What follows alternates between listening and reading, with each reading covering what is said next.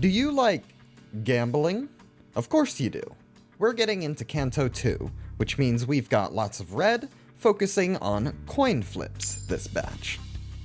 By the way, the previous batches have had a few cards adjusted, and there's probably more changes that'll be made in the future.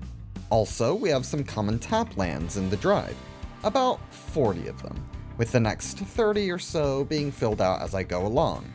I kinda started to run out of unique looking backgrounds. Okay, let's just jump right into it.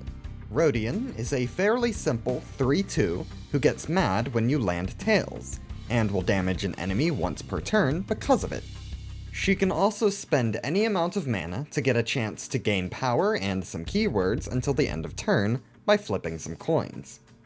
What is cast lets you flip a coin to see if it can't be countered, and deals damage based on how many coins you've flipped this turn, regardless of their result.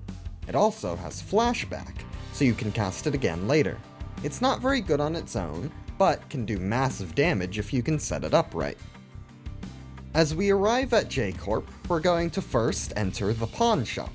Pawn Shop lets you trade out your unwanted artifacts to see if you can get something good. At the Pawn Shop, we'll meet Effie and Sod, LCCB duo. They're here with a high-quality disguise, and will support anyone who shares a type with them. They can be in any color deck, though they'll work best in white-green. Now that we have our support, we're going to need to make our way into the casino. Casino Floor is predictably a land that lets us gamble for treasures. If you're really looking to win big, Jackpot is some massive draw for red if you get lucky. If you want to minimize your reliance on luck, you can grab a wish sticker, allowing you to control one die or coin flip. As we ascend the casino, we'll come across a plethora of colorful characters. Ting Tang Gang Leader gets stronger as you roll heads, and makes treasure if he's allowed to hit. Tiechu Crewman is a good defensive option that reduces the power of enemy attackers. Finally, Ada makes any of your gambling easier, and lets you untap creatures as you do so.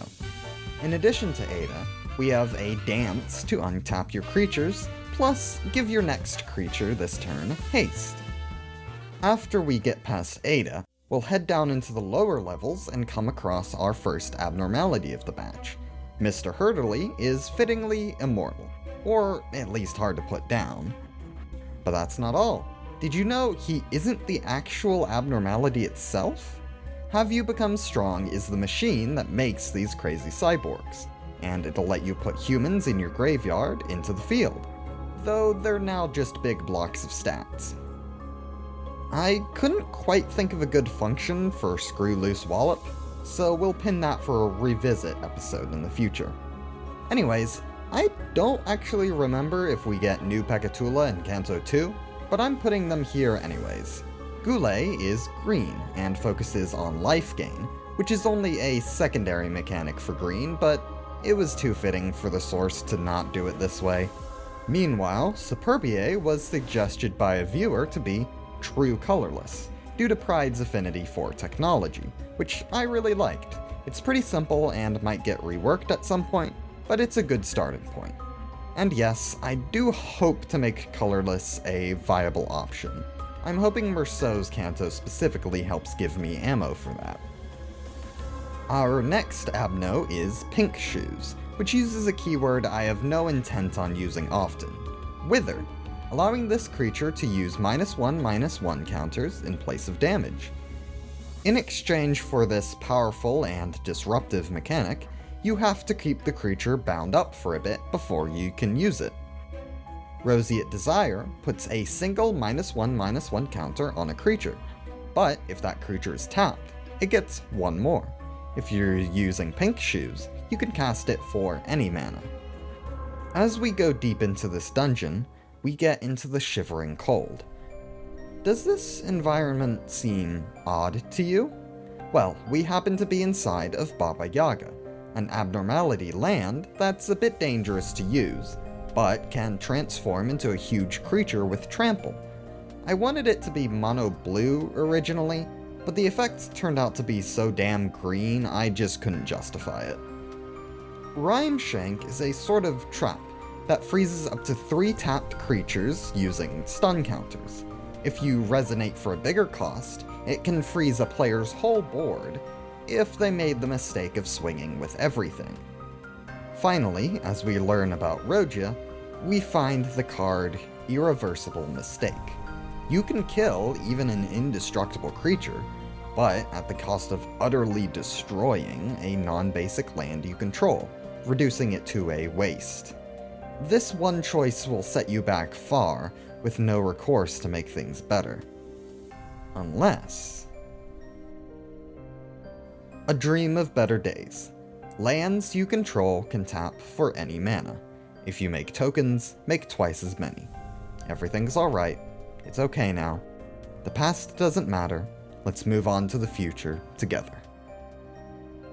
Yes, this card is indeed mostly just a worse doubling season.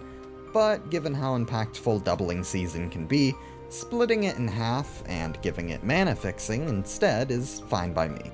It makes for a good mythic to make up for the lack of a bad end ID for Rodion. I did consider making a Sonya card, but really we don't learn a lot about him in this Canto, and we haven't really gotten much since. So I'm going to hold off on that until he becomes a little more relevant to the story. In any case, that's the end of Canto 2. There's a good few pieces of this Canto I wanted to do, like the final card game, casino security, and more, but I couldn't figure out satisfying designs for them. I will do revisiting episodes at different points in the future, so they haven't completely missed their window. Also, don't be too worried about coins and dice being limited to this batch. They won't be super common, but they will make returns. Next up will be Canto 3. I've got some interesting ideas lined up for it, and I hope it will be a good way to end off this first wave, so to say, finishing up the Season 1 content and moving on to Canto 4, where Cantos will get longer and some even may need to be split into 2 parts. Also, for anyone wondering, I am probably going to do Canto 9 around the time it comes out. I don't exactly see much use in waiting to get through the others, when this Canto will be so ingrained into our minds for a few weeks after it releases. And with all that out of the way, take care.